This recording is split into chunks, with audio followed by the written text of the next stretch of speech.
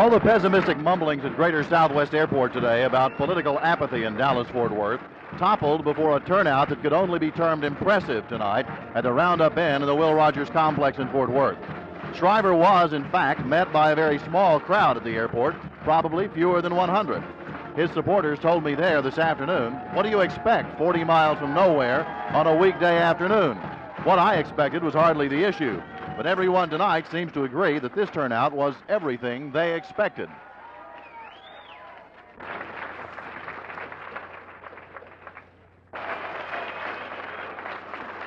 If you'll pardon the expression, the crowd to which he spoke was liberally sprinkled with TCU students and even younger people. But there were enough of the over 40 variety of citizens to offset any change or any charge that it was all kids. Alluding to an event in Dallas tonight, one spokesman told this cheering crowd, "I wouldn't pay 25 cents to eat dinner with Richard Nixon." And they tell us the collection here tonight was extraordinarily good. Jerry Taff, Channel 8 News on the Move at Roundup Inn in Fort Worth.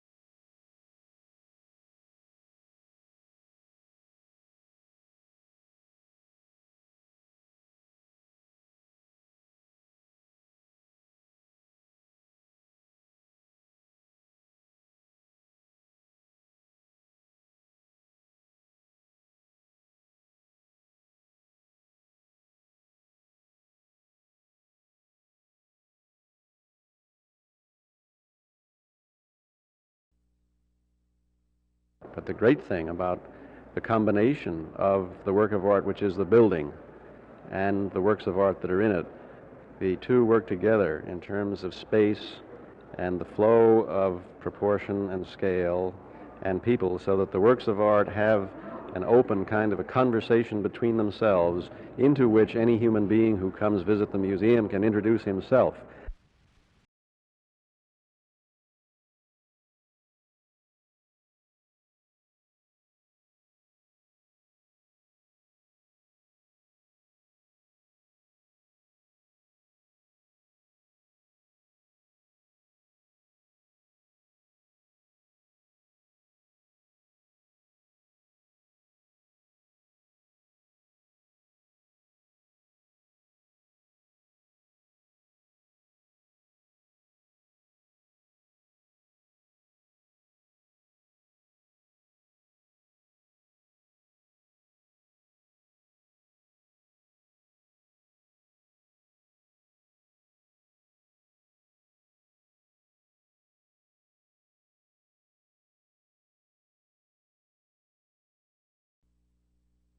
I'd also hope that by 1976 we will have advanced true equality of opportunity for every American to the point that we will judge each other on the basis of ability without regard to race, religion, ethnic background, or sex or age. And we will have done this not through the use of quotas or other discriminatory devices that are espoused by our political opponents, but because of the basic fairness and inherent respect that Americans have for genuine achievement.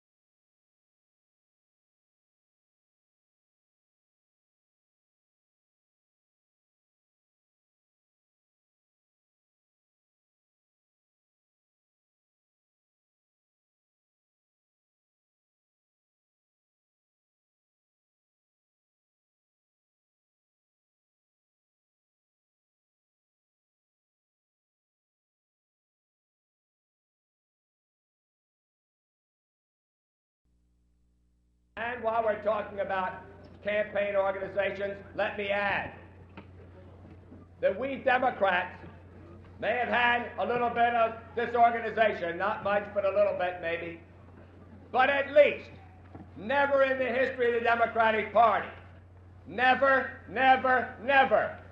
has somebody working for the election of our presidential candidate been required to quit the campaign because they were placed under indictment by a federal grand jury.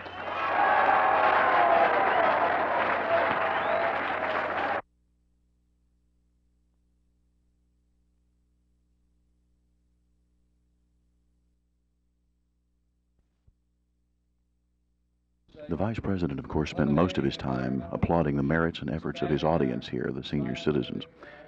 He congratulated them on a lifetime of service to America during what he called one of the most turbulent periods in the world.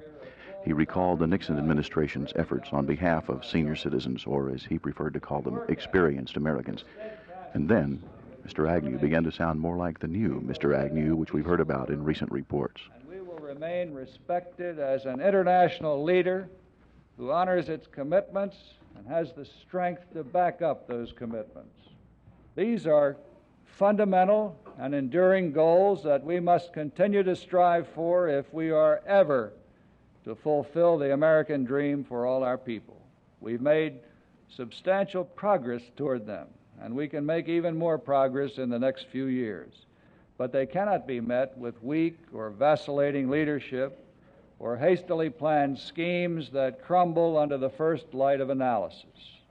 They can only be achieved by a stable, forward-looking society with strong, imaginative, purposeful leadership, the kind of leadership that Richard Nixon has given this nation for the past 4 years, and that with your help, he's going to give it for the next 4. Thank you very much. And of course, he closed with a few kind words for the boss. Jerry Taff, Channel 8 News on the Move at the Sheraton Ballroom in Fort Worth.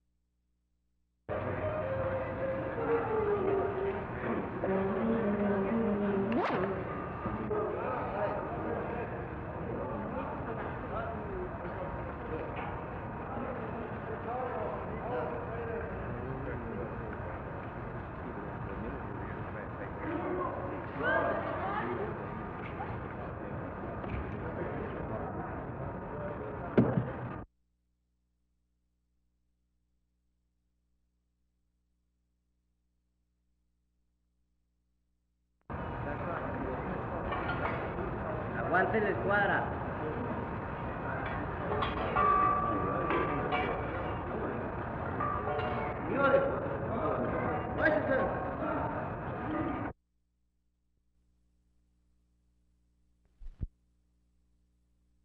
Well, I think this is very hopeful indeed. If cancer were primarily due to heredity, we can't do anything about heredity, and it'd be rather hopeless. if it's almost entirely due to environment, we can do something about the environment, and that is hopeful. Individuals in certain occupations can protect themselves by from those occupation exposures, and industry can. As we discover more causes, we'll be able to protect more people.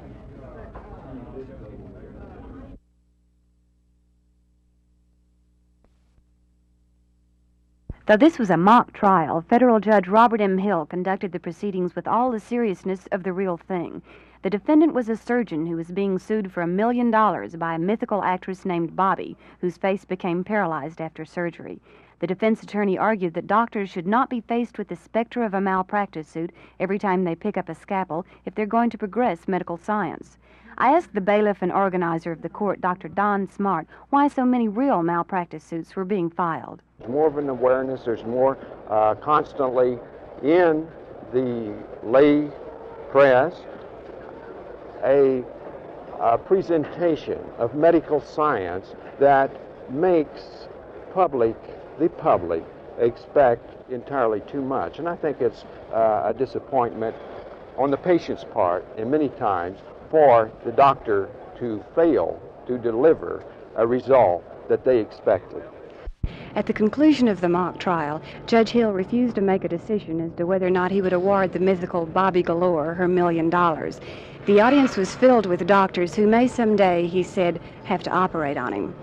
For Channel 8 News on the Move, this is Judy Hanna at the AAOO convention in Dallas.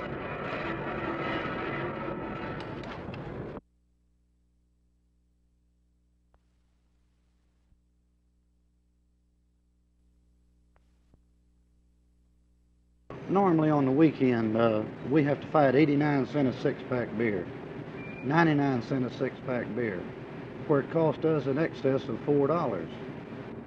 So we could go to their supermarkets and buy it cheaper than we can buy it off the trucks delivered here at the store. And we feel that they're just too wide of a gap. It's gotten to the ridiculous side.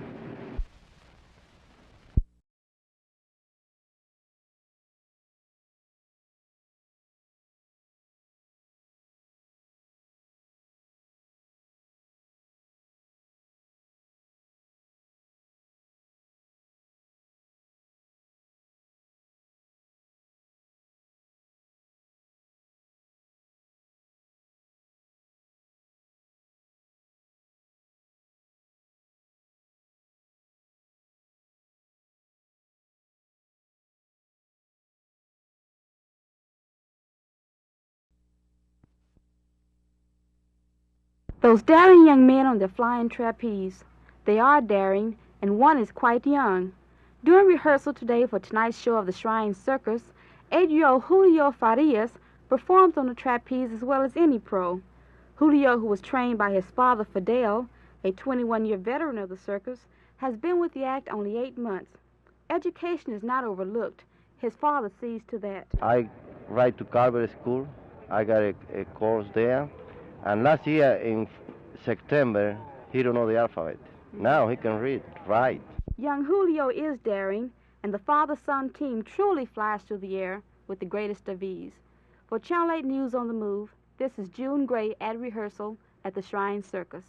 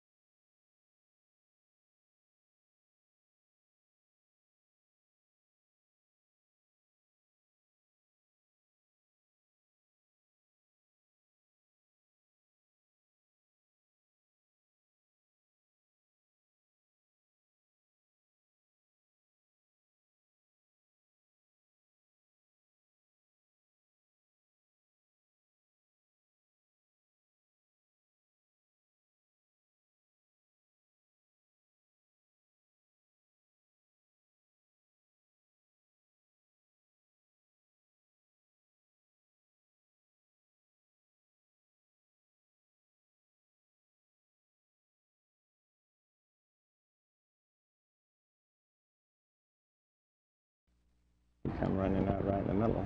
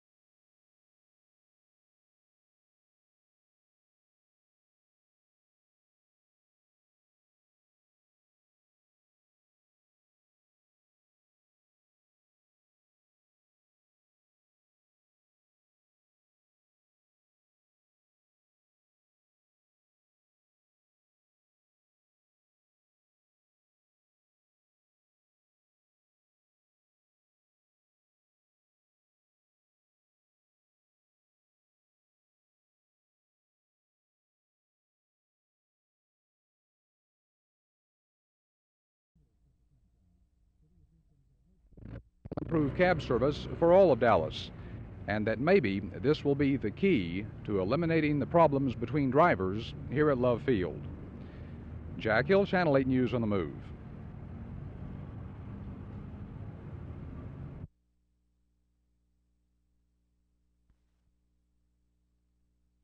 Yesterday, Dallas police jailed 35-year-old Hosea McNeil on charges of raping an 82-year-old woman Saturday and murdering 80-year-old Mrs. Irene Brackett last April. But a suspect behind bars didn't wrap up the police work. Homicide Detective Owen Rogers started out this morning, tracking down McNeil's relatives and friends, hunting for the burglary loot stolen from Mrs. Brackett's Berry Street home. McNeil's mother denied that her son had stashed any stolen jewelry in her home. He gave part of it to his girlfriend's sister, she said. Rogers circled the neighborhood and finally located the sister, who admitted that McNeil had given her some jewelry shortly after the Brackett murder. Now what we need is for Mrs. Brackett's daughter to identify that jewelry, Rogers said. But for Detective Rogers, that's not all. His day on the McNeil case ends at midnight. The costume jewelry recovered here today is worthless dollar-wise, but in terms of evidence in the Brackett murder case, its value jumps. Martha McIntyre, Channel 8 News on the Move in South Dallas.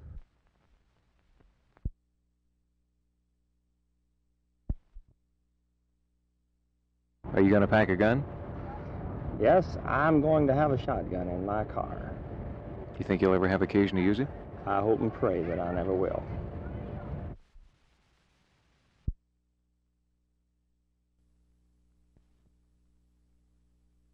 Yes, we have. We definitely feel like we have a stronger ball club at this stage than we anticipated we would have. Of course, 2 victories makes a coach feel a little bit better than having a 1-1 or a 0-2 record. But we have made tremendous progress with the defensive line and the offensive line in particular. Our passing game looks better. Our punting game this past week looked much improved over the first game against Wake Forest. And so overall, I'd say that we're actually ahead of schedule. I guess those 2 lines are probably the key to your success so far. Those were the question marks going in. Very definitely. The defensive line has done a magnificent job holding University of Florida to minus 15 yards rushing. And our offensive line is beginning to pick up defensive stunts. And, in fact, the 48-yard touchdown run by Alvin Maxim, the Florida entire defensive team had a stunt on, and our offensive players picked the stunt up, blocked it beautifully, and Alvin scored, made a great run. How far can you go this year? Do you have any idea? Do you have hopes that were perhaps a little more exaggerated than they were before the season began? Well, Vern, I think all coaches try to teach their team to play one game at a time, and of course this week we played Virginia Tech, but we're confident enough and we believe enough in what we're doing to believe that we have a good chance to win this week, and then we can talk about the next week. You know, you have always been known for a passing attack, and you've been a ground team so far. I think we've been very intelligent in doing this because we went into the season with one proven man offensively, and that's our running back, Alvin Maxim. So we've been trying to utilize what we do best, and that's run. But we've been working very hard each week on the passing game, and I think it's just a matter of time until our quarterbacks begin really clicking with the passing game. I would predict that before the season's over, we'll have an excellent passing game.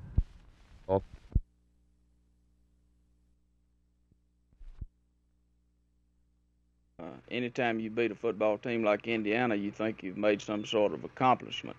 The reason I say this, I think Indiana had a good football team.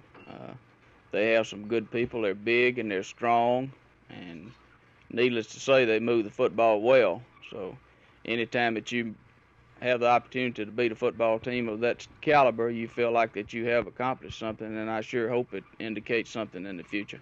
First thing I'm looking forward to is winning, but I'm sure Johnny is too. You know, it's anytime you tee it up, you plan on winning a football game, but we're planning on winning, and Johnny's planning on winning, so that's the reason we play the ball game. Anytime you play a ball game, you play and see who's going to win or lose. So as far as the big question of that game, it'll just be the final score. Well, we got you together. I wonder if there are any questions you'd like to ask Coach Simak, or any questions Coach Simak might like to ask you. Well, it'd be kind of hard to ask Johnny a question, but the only thing I could ask him is maybe not to throw when we don't want him to, or don't run when we don't want him to. Just let us know what he's going to do so we can try to defend against it. You got any questions, Coach? Well, I think probably Coach Tohill pretty well surmised it. We'd like to know when he's going to do certain things, but we'd still have to stop it, so it probably wouldn't help us that much anyway. Actually, what we're going to do, we're just going to do what we do every week. We're going to line up in that wishbone, and we're going to run. We're going to run the inside plays. We're going to run the option, and we're going to throw when we have to, and that's about it. On defense, we played split 4 defense. Johnny played against it last year. We hadn't made any changes. We playing the same thing we've always played, so it's just going to be a line up and execute what we're going to try to do. Well, maybe they found out that they can't take any pot shots at me that would be effective. One of the big bombs being used by the Nixon administration right now involves patriotism and the implication that the Democrats are not as patriotic as Republicans. How do you react to that? Well, I react very strongly to that. I will put my patriotism and George McGovern's patriotism into any scale or a balance against the patriotism of Richard Nixon and Spiro Agnew. Sargent Shriver repeated his charge that he made earlier last month, that he wouldn't be surprised if the Nixon administration didn't pull a peace plan out of the hat about October 15th or 20th in time to affect the November election. He will confer this afternoon with party leaders at the Inn of Six Flags, and later this afternoon attend an old-fashioned political rally at the Will Rogers Inn in Fort Worth. Jim Green, Channel 8 News on the Move at Greater Southwest Airport.